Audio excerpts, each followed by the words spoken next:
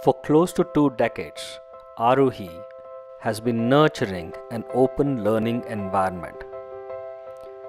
Today, it has become a community of self directed learners. Together as a community, we plan, we take action, and we reflect to discover learning. We are free to learn anything we want, be it music, or art, or fitness, or a sport of our choice. Everything is celebrated here at Aruhi. Sometimes we also cook our own food, rediscovering the traditional ways of cooking. It's all much fun. Here we live a life of freedom and responsibility. Well, maybe it doesn't always feel that way. But Aruhi is a community of doers. Because we believe that life is not about being a spectator, it's about being a participant. It's also about taking it light and simply having fun.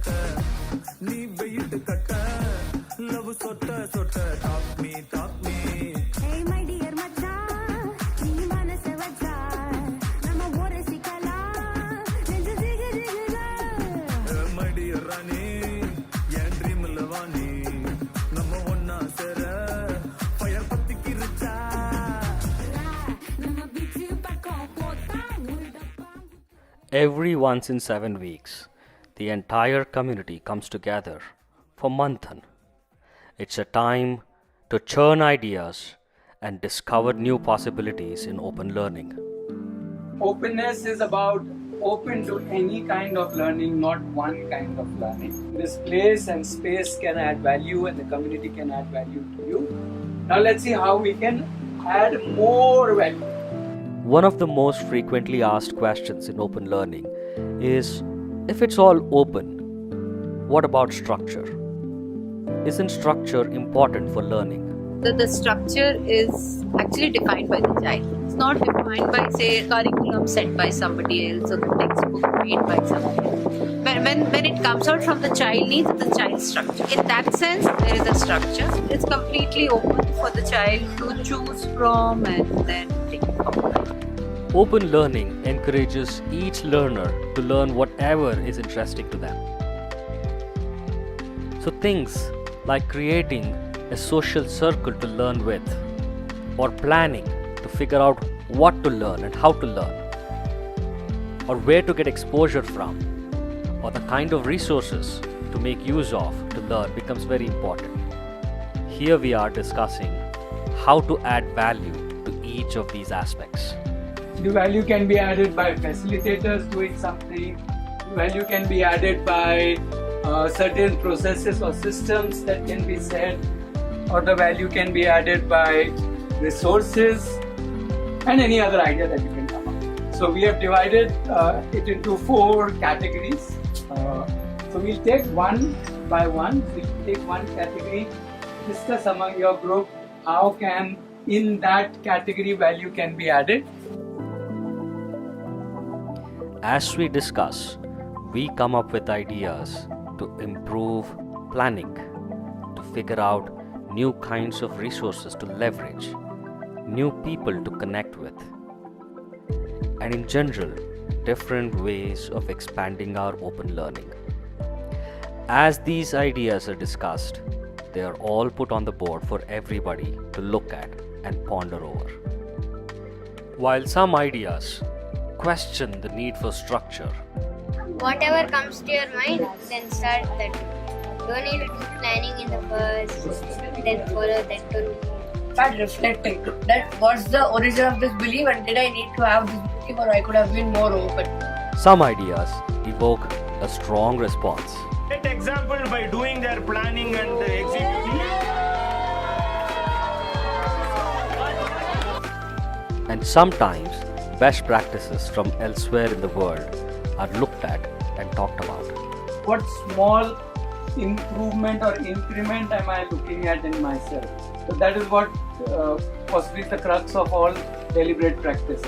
And some ideas put the focus back on the basics. If I see the list, more or less it's happening here in campus already in different forms. So I think what helps is that equal involvement of parents in understanding your own child and then guiding us through that understanding. If we can try and bring up completely new areas and just put it up as part of the planning. Some ideas force us to look at things in a whole new way.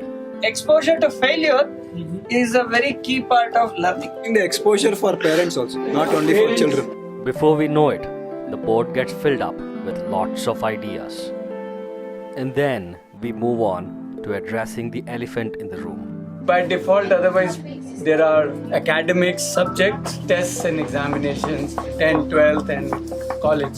So that's the conventional route. So when one steps into open learning, now there are options, right?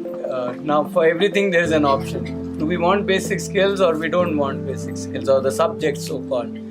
Do we want test and exams? Do we don't want? Do we want 10th, 12th? College, or do we don't want 10th, 12th? All of these are not mandatory now, at least when we start thinking about open learning. If he doesn't do 10th, 12th, we are okay. We are more happy that he's exploring life here, because we also always believe in school or in college they are not exploring life, they are forgetting life. They are only exam, only giving exam and getting in the next class. Exams tend to treat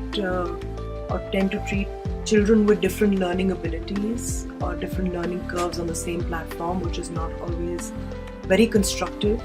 In an open learning environment, the outcome of a child's project or assignment or self-directed assignment is really the true exam. Is it right or wrong to test the child what the child has gained the knowledge in particular field? There is an advantage in testing. The test will make us feel better because we will compare, okay, my kid got this much, that kid got that much, so okay, they are doing good. But does it really put the child in a better place?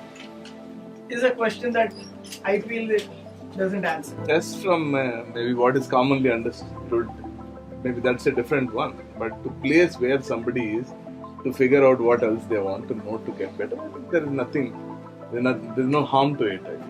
Maybe what I think some of us may feel as a bigger problem in the society is we are kind of hell-bent upon, for every activity, what's the ranking of each of us and where does my child fit in and so on and so forth. The conversation is not all about tests and exams. For some of us, it's about gathering skills to live a good life. Are there also some set things that everyone should learn or is useful to know, which I wholeheartedly agree that the mainstream education system is not providing? Why are we expecting anybody to deliver anything to us? The more we are interested in having an external authority certified, the more we'll be in search of this option or that option or what and so on and so forth. You cannot climb that 10th, 12th degree I have or college degree. How many ME, M.Tech you want? Those days are gone. Now it's all about smart competition. It's not about conventional competition. These discussions are as intense and as insightful as they are fun. Bum shifting, bum, left bum, right bum, right bum. It's not all about radical ideas or standing in rebellion with the status quo. We also ask ourselves important questions like, isn't this all an experiment? Aren't we experimenting with our children's lives? Yes, it is an experiment. Isn't life an experiment? An experiment is something you start the process without knowing what is the result that you are going to achieve. Unless you explore and experiment and fail, and how will you know what you want or where you want to even land up? Learning is definitely an experiment. But what if your child questions you in the future about your choice of open learning for him? My son has been in regular play school, Montessori, an international school. Every time he went to a school, he would go really happy, enthusiastic in the morning. And in the evening when he comes back, he'll almost always be sad, depressed, very upset. I would be saying that at that time the need was that we wanted you to be part of open learning. And in any case, he can ask anytime any question on any of our decisions. Another pertinent question is this: in the absence of a syllabus, how does the child figure out what to learn and what to explore?